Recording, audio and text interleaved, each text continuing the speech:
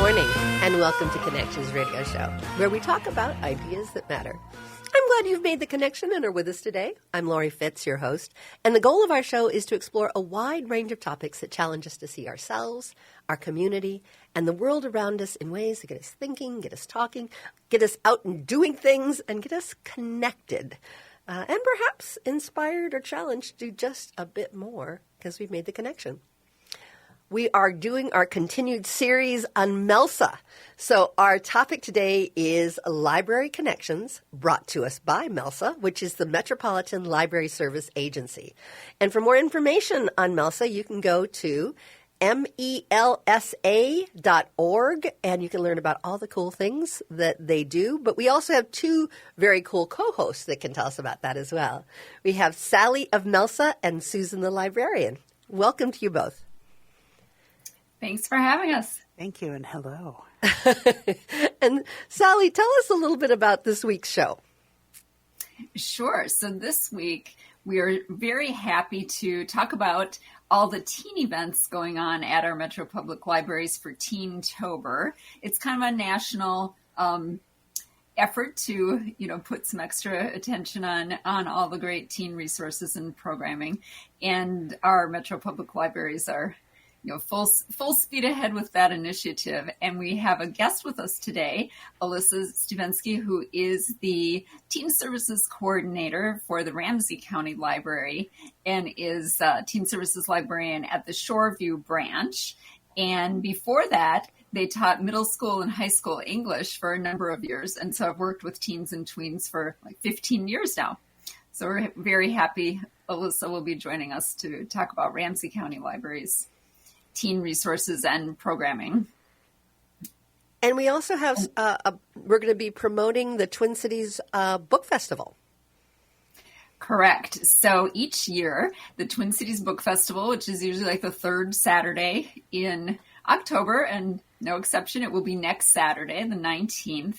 It's from 10 to 5 p.m., and it's in the Progress Center at the Minnesota State Fairgrounds, which if you go to the fair and you go to the ECO experience or that ECO building, that is the Progress Center building. So that's the building that it will be happening, and it is a great event. It puts a lot of attention on writing and reading and local authors and authors even from other places as well. But at the MELSA table, we always feature local authors, and we feature authors who participate in the Anoka County Library's author program that they run. And so we've got two of the authors of the 8 who will be with us next Saturday at the festival. We have Andrea Christensen and Joe Field, and they will be talking about their work and their books that they will have available for sale and signing at the book festival next weekend. And just FYI, that is one of the buildings on the fairgrounds that does have an HVAC system. Oh, fun fact to know. So you won't freeze. It does, but I should note they actually do not have the heat on them. They have the door because the doors are open all the time. And so I had a kind of a heads up to our featured authors, but also to attendees that you may want to dress accordingly. It could be brisk. It's been so nice lately, but now it's cooling off a bit. So it could be chilly in there. But another cool thing is they have a bunch of food trucks that park out front too. And so it's just kind of a fun event. But yeah, despite the fact they do have that system available, they do not avail themselves of it at the festival. And what's the date again? It is Saturday, October 19th. It's from 10 to 5. And so just go down to the State Fairgrounds, look for the ECO building, and correct. And my guess is if you once you get on the State Fairgrounds, you're going to see the food trucks for sure. Yeah, it's pretty easy to find, and it's nice because it's a free event and it's free parking, unlike when you go for the fair. So yeah, it's awesome. Wonderful. Susan, do you have any updates for us from last month to this month? We do our show with MELSA on the second Tuesday of the second Saturday of the month. And any feedback from last show and what we featured for them, and what we're because I know that was the library card was a big. That was the library card, yes. Many of my colleagues were happy. Well, maybe not the one that I called out on the air, but the rest were happy. Right. That we were leaning into the library card. And, and this month we're leaning into Teentober, so that'll make the youth services librarians especially happy. I know in our library system, Carver County, we have a 6-word story contest for anybody who lives in or goes to school in Carver County, and all of the libraries feature something for teens. Wonderful. Well, Alyssa, we're glad that you have joined us today to talk with us a little bit about the Ramsey County and some of the work that you do. Tell us a little bit about yourself. Thanks for having me on the show. So as you mentioned, my name's Alyssa, and I am the Interim Teen Services Coordinator for Ramsey County Library. As Sally said, I've worked with teens for at least the past 15 years, and I'm really excited to talk about some of the programs that we have going on this month at Ramsey County Libraries for teens. Well, let's just jump right in. I know that there's a Teentober pumpkin decorating. That's down in Shakopee. But tell us some things that are happening with Ramsey County. Great, yes. So one I want to talk about is specifically at the Shoreview branch. And we have what we're calling Fiction Fervor, which is kind of a review opportunity for anyone in grades 6 through 12 going on this month. So we have a review writing station set up where we ask that they review any book or movie, TV show, music album that they've really liked, or maybe that they really didn't like. And they write a brief review and enter it in. And we have some participation prizes that they can have. And at the end of the month, we'll be doing a drawing for some larger prizes, including some really nice hardcover books. So we're hoping to hear from some teens and tweens about what they're enjoying watching and reading.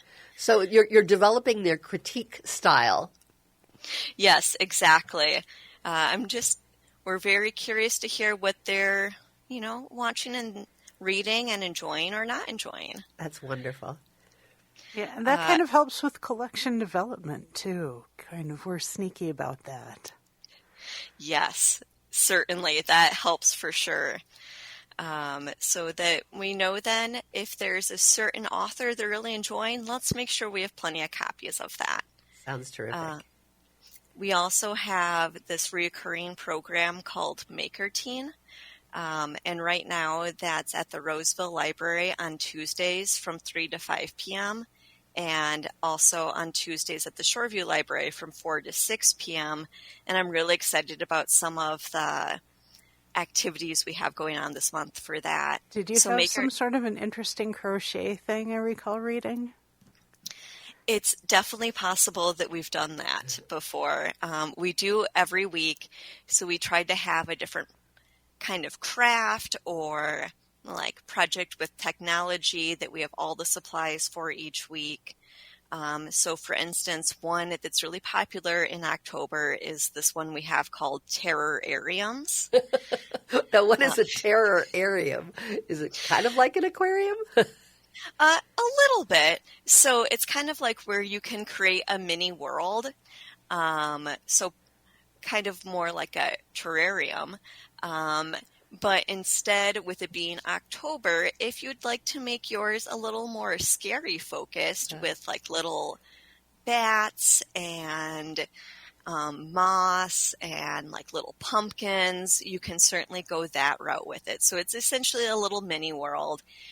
So all kept inside of a smaller glass jar. But the teens, oh gosh, I just give them, the different supplies, little 3D printed black cats, some little pumpkins, some little plants, and they're all so creative. And with that, although it is called a terrarium, if they'd like to make it a less scary, pumpkin patch theme, they can certainly do that as well. A question for you. Is this something that someone can drop in and do, or is this something that there's a specific date and time that they would need to sign up and attend? That's a great question. So they can certainly just drop in. Every week we do have a different craft on the Ramsey County Library website, which is rclreads.org.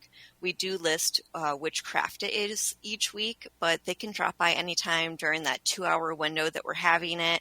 And they can drop by any week where we will certainly have different crafts and things that they can work on. Wonderful. Witchcraft, but not witchcraft. Exactly. It's all on how you say it. In working with these students, have you found that there's been certain leaders that emerge, the kids that really take it on, and you start to see their personality get supported, and you see a change?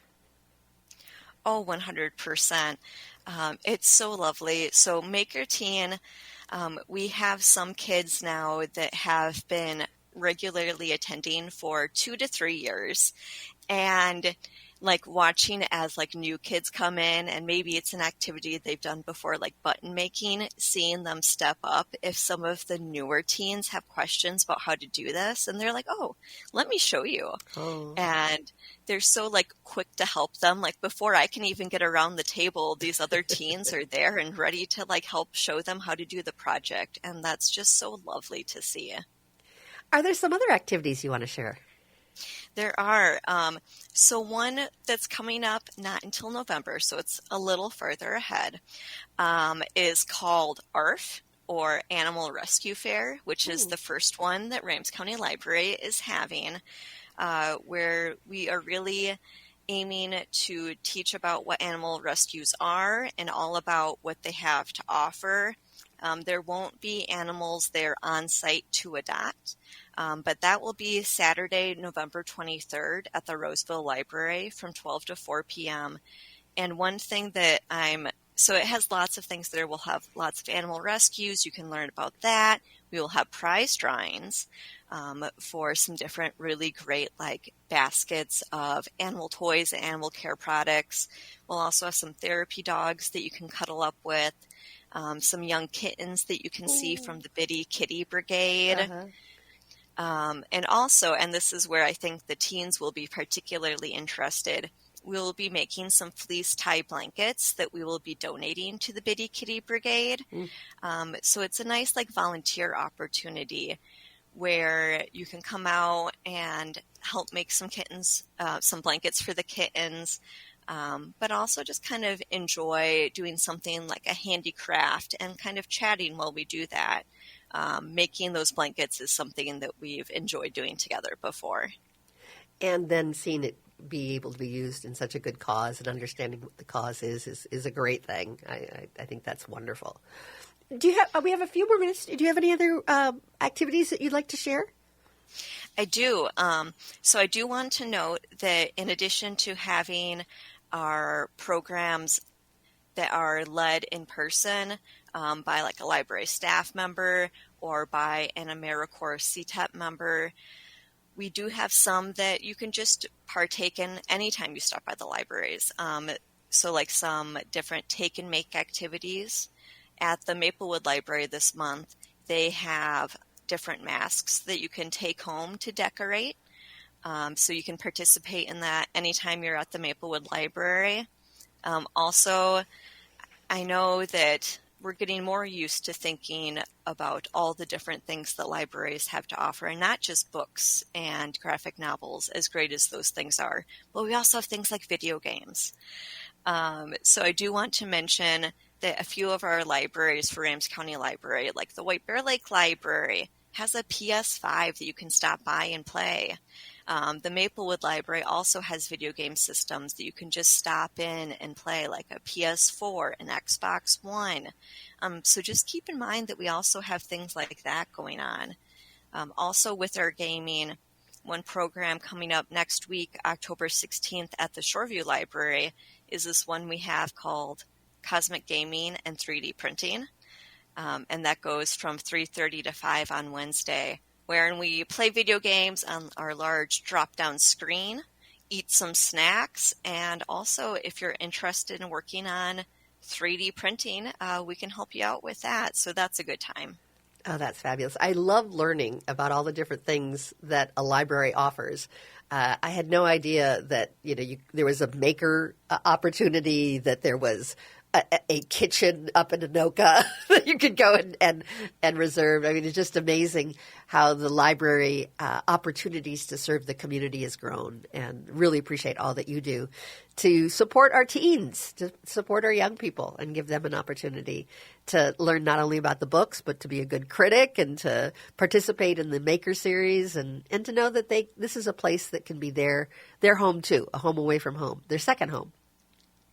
Exactly. We just want to welcome them and answer questions they have, and also give them some fun, engaging activities to participate in, as well as many wonderful books and graphic novels and manga.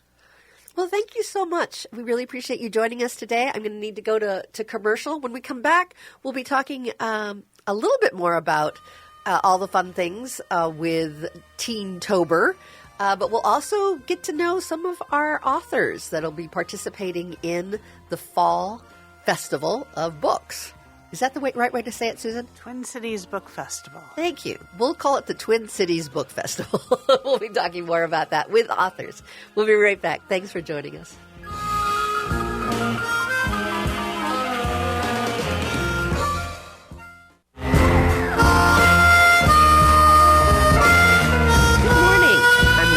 Your host, and welcome to Connections Radio Show, where we talk about ideas that matter.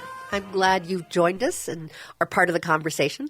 Our topic today is continuing our series on library connections, and that's brought to us by MELSA, the second Saturdays of the month, here on AM 950 Radio on Connections Radio Show. And MELSA stands for the Metropolitan Library Service Agency. And to learn more about MELSA, you can go to melsa.org and learn about all the cool things that they do in supporting and promoting the activities in our metropolitan libraries. And we're on the third show of our series, which is very exciting. And this month is Teen-tober that we're focusing on. And I have Sally of MELSA as my co-host and Susan the librarian as my other co-host. We've been talking about fun things to do with Teen-tober, and I wanted to at least start with some more Teen-tober things to promote, and Susan has some great things for us to think about. There are a couple of things, not just during October, that teens can do in their library that will be good for their future, whether they're going to college or need it on a resume. There's a lot of volunteer opportunities throughout the library systems in the Twin Cities that teens can do. Some of them are recurring, some, as the blanket tying one was mentioned earlier at Ramsey County, some are not. And a lot of libraries also have teen advisory groups that can, where teens could give their voice in programming either throughout the system or at an individual library. And these are things that I urge you, if you have a teen in your life, if they're interested, or if they're not interested and still need volunteer opportunity hours for school. That's a thing. Extra credit. Yep. Check in with your library's website. That should have that information there. But I think generally all libraries tend to, we do stuff for teens throughout the year. We kind of lean into it to October. Everybody has some fun stuff going on. You mentioned earlier that Anoka County has that kitchen. They have an adaptive cooking class for teens coming up in there. Cool. Carver County has our 6-word story time and other programming. Dakota County Library has, I see they had a first job interview prep going on this month. Hennepin County has a lot of gaming programs and an anime club for those teens who like those things, And the gaming, they have all sorts of gaming, both online if you just want to stay at home and participate, and in person. Ramsey County, we mentioned a few earlier. I'm going in alphabetical order. Can you tell? Now that you mention it, it's now brought to my attention. I noticed. Scott County, in addition to Zombie Capture the Flag, has pumpkin decorating and a boba tea giveaway. So they're really leaning into the whole, the scarier part. It is Halloween, but I do want to make mention the After Hours Zombie Capture the Flag is an in-person. It's ages 12 to 16. Bring your friends and work as a team to dominate in this themed Capture the Flag After Dominate. Hours event. That's the operative word, I think, in there.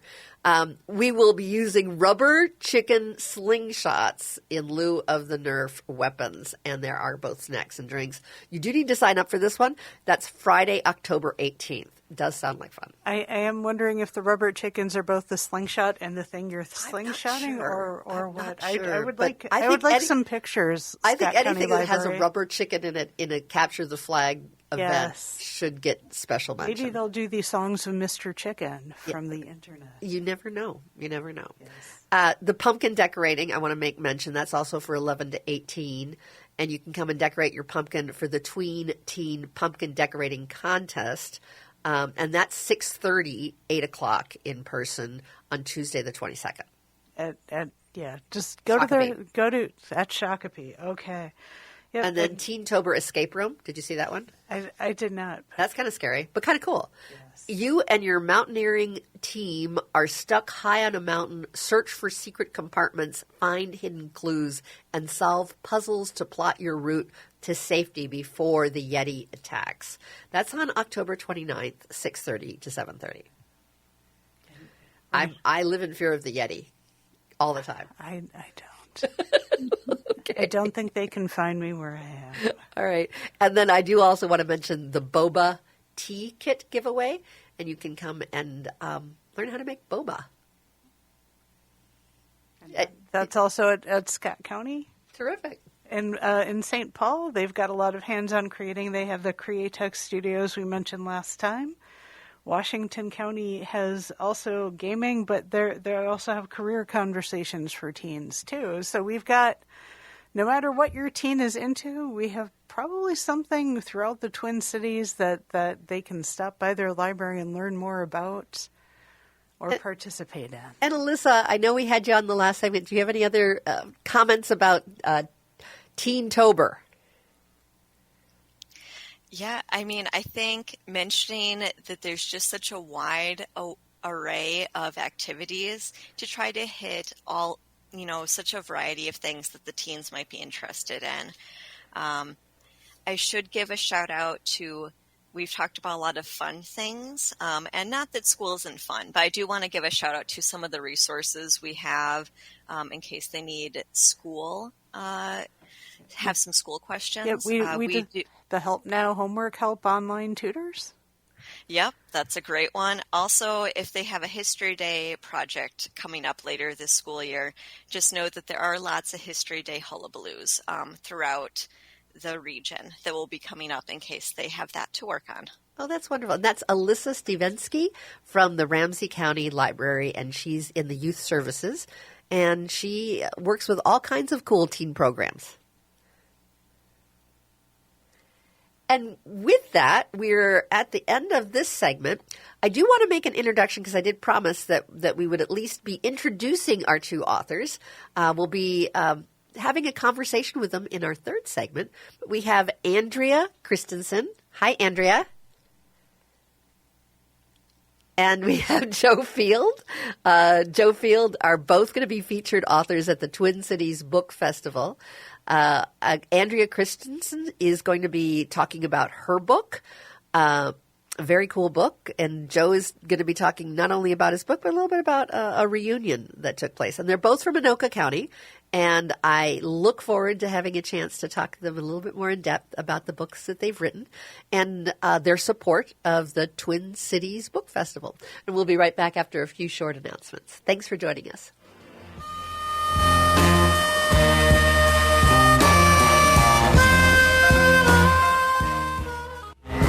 Indiana FM 950 St. Louis Park, Minneapolis, St. Paul.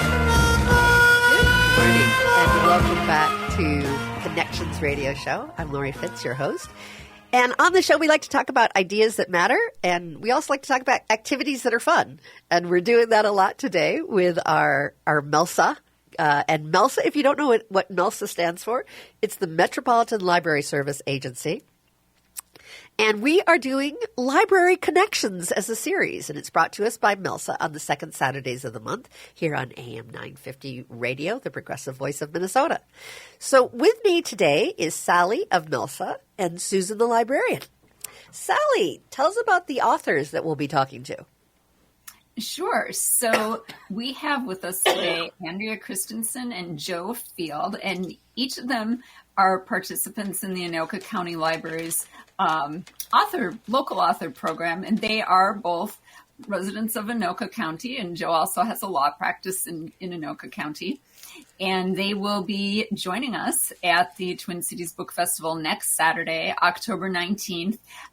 Joe will be at our table from noon to 2 p.m., and Andrea will be joining us at our table from 3:30 to 5 p.m. that day. And then we do have 6 other local authors from the Anoka County Libraries program who will be joining us at various times throughout that day. Wonderful. Andrea, let's start with you. You have written a book called How Sweet It Is. Yes, I have. It sounds like a really engaging exploration where, and I'm reading from a little overview, Robin Fox never thought she would go home again, but when her baking dreams came to a crashing halt in Paris, she finds herself in the slightly rundown bakery her grandparents own in Minnesota. Now, she gets reconnected with Sammy Johnson. Tell me a little bit about that reconnection.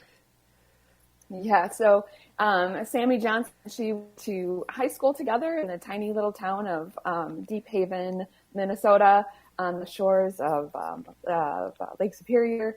And they had fallen out of touch after Robin started pursuing her dream of baking in Paris.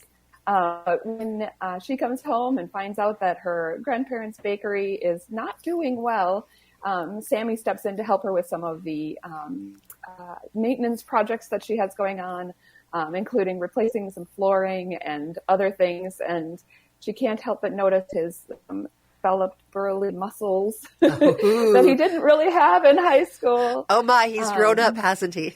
He's grown up, yes. And so has he. He takes notice, of course. Sammy is struggling, though, because he recently went through a terrible accident where he thought he was never going to be able to walk again. And so he's learning how to walk not only literally, but figuratively as he learns to move on in his life. You pose a question of, whether they're going to be able to help see the beautiful life here in Minnesota. I'm sure it's much different from her to go from Paris and baking to her grandmother's and grandfather's bakery, and her friends struggling. Will they continue to pine for the life they never can have, or will they find beauty and richness in Minnesota? Tell me a little bit about that exploration. Yeah, so it's easy for us as people to dream big, to dream of the glitz and glamour, and then of course now celebrity is everything, right? And everybody wants to be an influencer and big on social media and all of those things. And so Robin especially needs to wrestle through the idea of, does she want to be a household name, or does she want to be known by the people who are closest to her? Does she want to seek fame for fame's sake, or would she rather seek honesty and being true to herself and finding love in a small place where she can be truly known rather than just her persona? And as an author, do you find yourself working through some of your own questions that you explore through these characters? Yes, I would say so. I mean, I think that particular one is very central because do I want to be known by the people closest to me, or do I want my face to be a household name? Do I be famous for the sake of being famous, or do I want to write quality stories that connect with people and maybe they never even remember who I am? And I'm learning that the latter is definitely where I'm at, that I would like to write stories with depth and with heart and things that are meaningful to people rather than having all the accolades and all of the fame and fortune. It's not a lot of fortune right now, but that's okay. I received an email recently from a gal who said she'd really connected with one of the sentences that I had written kind of offhandedly in one of my other books, and that email meant so much to me because I'd rather have that moment of connection of someone understanding things in their own life better than to have a television show or to be featured on everybody's social media pages and whatnot. And how rewarding that a sentence, I mean, that's very powerful, that a sentence had struck her and allowed her to think about something differently.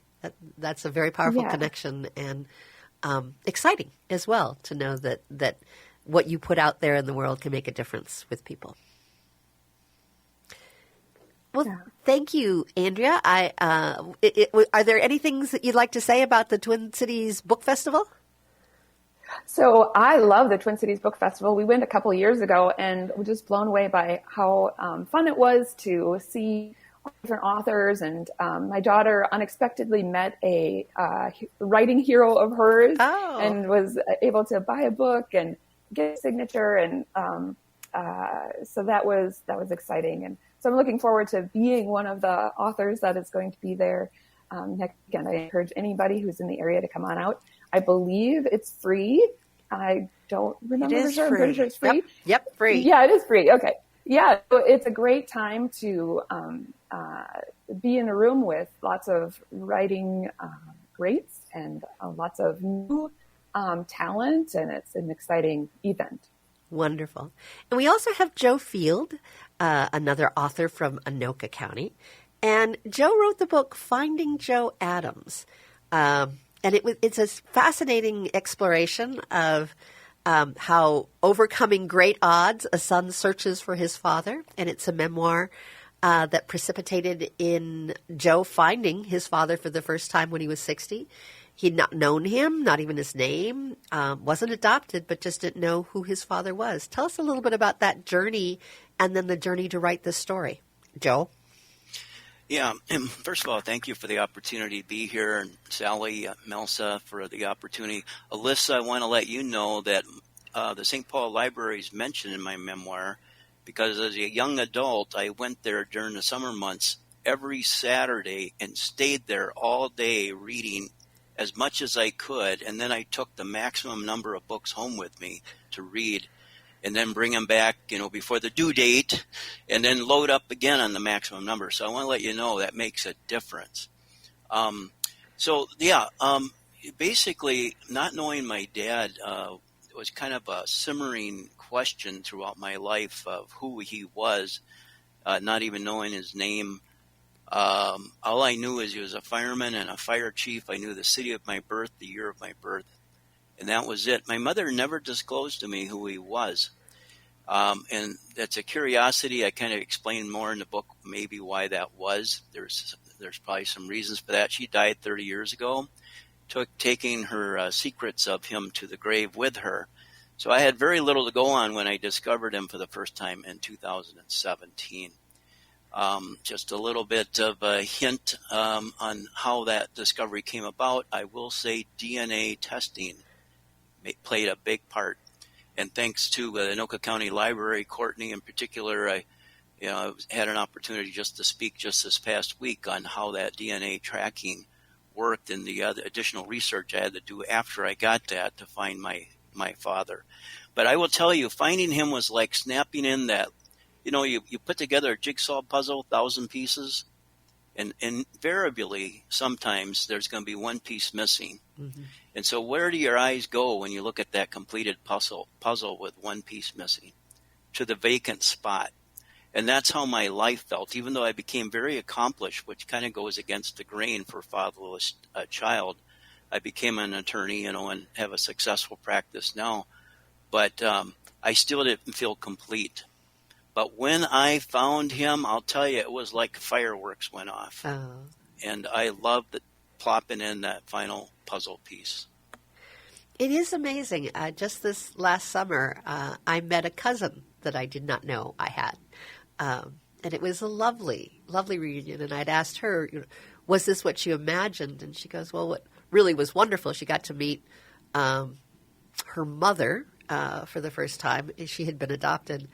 And what she loved was finding, her siblings and her cousins, and finding a whole new set of family that loved her as well. Yeah, that was certainly true for me. I found out I had 7 new siblings. So imagine that. Boy, that's like 60 years of history trying to be. We met for a weekend. I flew down to Houston, Texas to meet my dad and 6 of the 7 siblings at the time. One lived in Hawaii, poor guy. But so he couldn't make it. But and I've been down 5 times since 2017 to visit with my dad. And has it been what you expected? That's a good question. They're a very loving family. They took me in. That doesn't always happen. I've gotten people have reached out to me because, we were featured on national television when we met. And so people reached out to me and they've told me kind of the other side to meeting with a family member they hadn't seen for, ever, and how they were rejected. And I feel so badly for that because, my dad and I, we missed out on 60 years of being connected. And I think God created us to be relational, and we missed out on that relation. So it's tough to go back and reminisce on you remember that time when we did this? Right. We don't have that. And, but I tell you, his family just opened up to me and they just welcomed me to the family. And that meant so much to me. And I'm so very, very grateful. But we're very different. Obviously, there's an age difference. He was 87 when I met him. Now he's 94. Yeah. But he still gets around. He loves the fish, and that's what I love fishing. He's a gardener, and I'm not so good at gardening, but I try. Did he know that you existed? He did not. He did know that my mother was pregnant, though, at the time. And he actually, right after we met, it was kind of a live, it's an amazing story. When his family started introducing themselves after I met him, and I called him and spoke to him for 40 minutes. And then the next day he accepted my friend request on Facebook. And then so did all of his kids. And then he posted on there a little bit about my mother and how he felt that he abandoned her. And I thought that was an interesting statement by him as an 87-year-old to acknowledge that. And what a healing for him to be able to have that opportunity. What's that? A healing for him in ways to be able to have that opportunity. Yes. That's a good way to put that. I haven't thought of it that way. But in his post, it made it sound that way. Yeah. You gave him a real opportunity to be able to look back at his life, and it might have been something that he always held as something he would have liked to have done differently, perhaps. Yes, that's probably true. His response on Facebook kind of hinted to that. Huh. So, very lively guy. He's very spry. I hope I'm that way when I'm his age. Well, at least you know a little bit more about your genetics now to be able to see that you've got lots of good things ahead of you. I do have to have us go to break, but I want to make sure I give the websites for both the authors that have joined us today. For the website for Joe Field, who has written Finding Joe Adams, it's joefieldwritings.com. And for Andrea, who shared about her bakery reunion of sorts in her book, How Sweet It Is, to have her website. I'm just going to pull back to my notes here. I've got Andrea, will you share your website? Yes. It's pretty easy. Oh, can you hear me? Yep. Andrea Christensen. And I'm going to spell it for the audience. Andrea, and then it's ChristenSon.com. AndreaChristensen.com. And we'll need to go to break, but thank you both for sharing about your stories and getting us excited about the Twin Cities Book Festival. We'll be right back after just a few short commercials.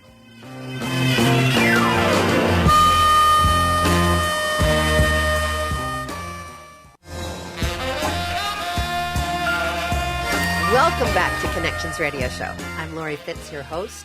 And our show's all about talking about ideas that matter. And we're so glad that you were with us today because we've been talking about library connections. And that's brought to us by MELSA on the second Saturdays of the month here on AM 950, the progressive voice of Minnesota.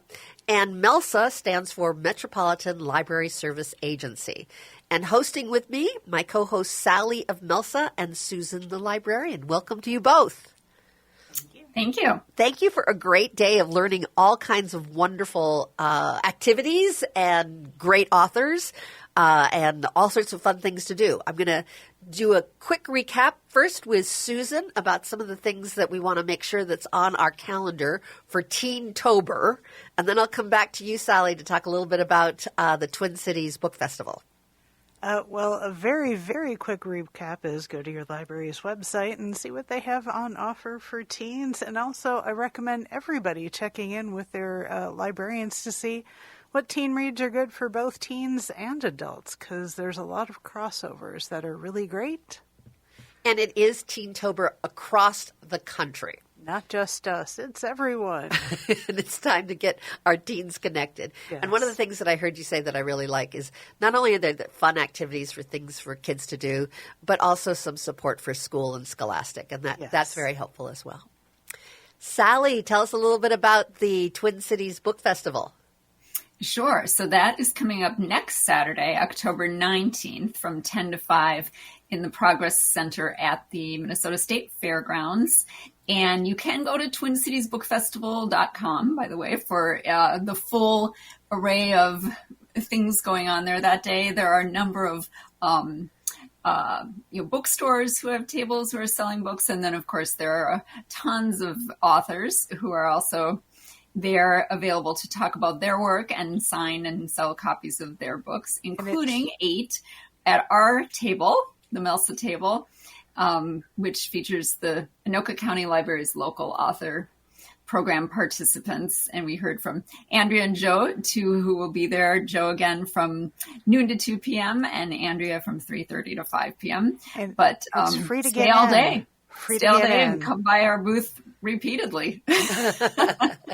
And you get to meet and talk directly with the authors. And if you've enjoyed hearing a little bit about both Andrea and Joe's story, have a chance to go and meet them and ask your own questions about why they wrote their books, what they discovered in writing their books, their process of writing books. If you're interested in being an author yourself, the best way I think to get started is talk with people that are doing it. And how are they doing it, and what have been their successes in getting their books out there. And one way is through our Twin Cities Book Festival. We have 1 minute left, and I want to give it to Susan. Susan, can you also give just a little bit about online stuff that we've talked about in other shows that I think is great to remind folks about? Yep. Some of the ones that we'll connect with today are the Help Now, which is our online tutors. But we also have just general support online resources for any kind of homework for all grade levels. So we're great opportunities through MELSA, through every one of our libraries to support your teens. Go to the library this month. Or email Susan the Librarian, THEE librarian @gmail.com. What's cool, if you do email Susan, she will bring it up in our next show. And our next show will be the second Saturday of each month. So thank you for joining us today. It's been a great time to celebrate Teen-tober and the great Twin Cities Book Festival.